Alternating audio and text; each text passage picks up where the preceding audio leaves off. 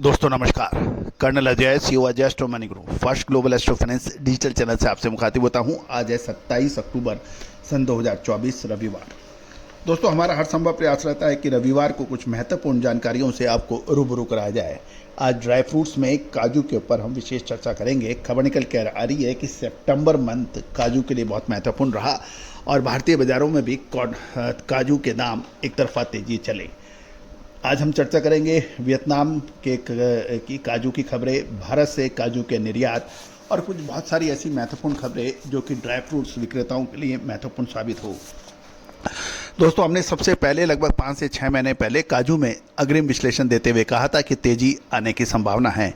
एक तरफा तेजी काजू के दामों में चली। दोस्तों कहा जाता है कि व्यापार और व्यवसाय की तरक्की के लिए अनुमान विश्लेषण एक बहुत महत्वपूर्ण रोल अदा करता है। जिस प्रकार आप व्यापार के अंदर आपकी ईमानदारी, स्पष्ट व्यवहार, अच्छी क्वालिटी, सही तोल और सही मोल आपका व्यापार में सहायक होता है वृद्धि में, उसी तरह से अग्रिम सही विश्लेषण यदि आपके व्यापार को मिल जाता है तो आपकी व्यापार दिन दुगनी रात चौगुनी गति से बढ़ता है। खबर निकल के आ रही है कि वियतनाम काजू संघ के जो आंकड़े आए हैं उसके मुताबिक काजू के क्वांटिटी और भावों में ज़बरदस्त इजाफा देखने को मिल रहा है। भारत इससे अछूता नहीं है। जानिए रिपोर्ट विस्तार से। खबर निकल के आ रही है कि दोस्तों काजू संघ के अनुसार वियतनाम में काजू का निर्यात बहुत द्रुत गति से बढ़ा है। यूरोपियन संघ के काजू आयात की वृद्धि के साथ साथ वर्तमान वर्ष के प्रथम 9 महीने यानी जनवरी से सितंबर के दौरान वियतनाम से काजू का कुल निर्यात पिछले वर्ष के मुकाबले 28% बढ़कर 5,81,130 टन का हो गया है, जिसके पिछले वर्ष 2024 में अब तक के काजू का ये मूल्य रिकॉर्ड स्तर पर पहुंच गया है। यदि हम केवल सितंबर महीने की बात करें तो ये निर्यात एक वर्ष पूर्व की समान अवधि के मुकाबले 10.1% बढ़कर 60,000 टन का हुआ है। सितंबर महीना काजू के लिए बहुत महत्वपूर्ण रहा है। सितंबर महीना काजू के लिए बहुत महत्वपूर्ण इसलिए भी रहा क्योंकि औसत मूल्य पिछले वर्ष समान महीने में यदि देखें तो इसमें 22.5% बढ़कर $6,560 प्रति टन हो गया। ये 22.5% की तेजी सितंबर मंथ के अंदर वियतनाम से जो काजू का निर्यात हुआ उसमें हुई। यदि वियतनाम काजू संघ की बात माने तो चीन का बहुत महत्वपूर्ण रोल इसमें रहा क्योंकि चीन ने ज़बरदस्त इंपोर्ट काजू का वियतनाम से किया। साथ साथ कुछ पश्चिमी अफ्रीकी देशों में काजू की फसल प्रभावित होने के समाचार से भी तेजी को बल मिला।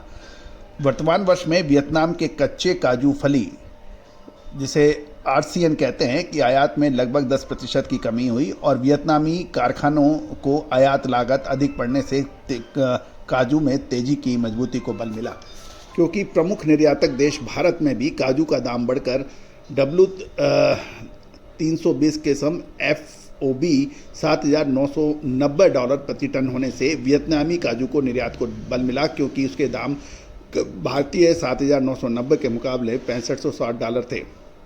यूरोपियन संघ में विशेषकर नीदरलैंड ने वर्तमान एक वर्ष की जनवरी से 20 अक्टूबर 2024 के दौरान काजू का सबसे अधिक आयात लगभग 52,990 टन किया, जबकि जर्मनी ने 38,500 टन, स्पेन ने 13,970 टन सहित एक वर्ष पूर्व के समान अवधि के मुकाबले 7.4% बढ़कर 1,44,720 टन का हुआ, जिसमें केवल वियतनाम ने लगभग 1,04,000 टन सप्लाई किया। यानी 1,44,720 टन जो यूरोपियन संघ ने इंपोर्ट किया काजू का, उसमें वियतनाम का हिस्सा 1,04,000 टन रहा। इसके बाद आइवरी कोस्ट ने 17,912 टन और भारत ने 7,686 टन और अफ्रीका देश बेनिन ने 3,000 टन का निर्यात किया। तो कुल मिला के वियतनाम ने सबसे ज़्यादा बाजी मारी, उसके बाद फिर आइवरी कोस्ट और उसके बाद भारत का नंबर आया। तो कुल मिला के हमें काजू के लिए हमें नज़र रखनी होती है तो वियतनाम पर ही सबसे अधिक नज़र रखना होता है क्योंकि काजू की निर्यात में उसका सबसे बड़ा उत्पादन और निर्यात में उसका सबसे बड़ा रोल रहता है। दोस्तों अब महत्वपूर्ण यह है कि दिवाली की खरीदारी काजू की हो चुकी है। दिवाली इस महीने के अंत में है। साथ साथ काजू के दामों में जो एक तरफा तेजी आई उसमें कुछ मुनाफा वसूली की संभावना आगे बन सकती है, अतः कुछ मुनाफा जरूर वसूल करना चाहिए। कहा जाता है कि समय पे जो मुनाफा ले लेता है वो हमेशा सुखी रहता है। कुछ मुनाफा हमेशा लेना चाहिए जब भाव बढ़ जाते हैं। सारा मुनाफा सब सर्वाधिक उच्चतम दामों पर लिया जाए, ये कभी भी संभव नहीं होता है। भारत में काजू का उत्पादन एवं खपत का सीजन है, लेकिन ऊंचे दामों पर कुछ मुनाफा जरूर लेना चाहिए, हमारा ऐसा मानना है। दोस्तों, उम्मीद है कि सभी जानकारियां आपको अच्छी लगी होंगी। साथ साथ चैनल को सब्सक्राइब लाइक करना बिल्कुल ना भूलें। ड्राई फ्रूट्स और मसालों पर विशेष रिसर्च रिपोर्ट के लिए संपर्क कर सकते हैं, नंबर स्क्रीन पर दिया गया है। साथ साथ हमारा साप्ताहिक अखबार 3000 रुपये वार्षिक शुल्क पर उपलब्ध है। उसमें देश विदेश की राष्ट्रीय व अंतर्राष्ट्रीय कमोडिटी से संबंधित खबरें तथा प्रतिदिन मंडियों के भाव, तिलहन, दलहन, मसाला, अनाज के भाव आपको निःशुल्क मिलते हैं। साथ साथ हमारी विशेष रिसर्च रिपोर्ट जो आगामी 2 से 3 महीने क्या तेजी या मंदी रहने की क्या संभावना बन सकती है, उसके लिए भी आप संपर्क कर सकते हैं, नंबर स्क्रीन पे दिए हुए हैं। All the very best, good luck, happy trading.